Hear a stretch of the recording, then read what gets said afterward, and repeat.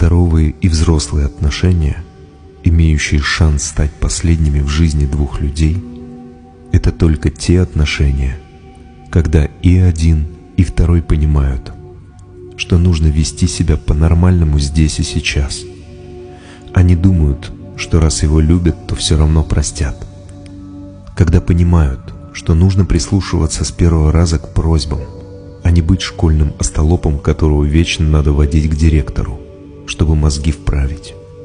Ничего никому не вправишь, не докажешь и не покажешь, и не донесешь. Любовь — это не мучение, не испытание второго на прочность, не каждодневная доводиловка, а исключительная взрослая, прочная связь двух уважающих друг друга людей.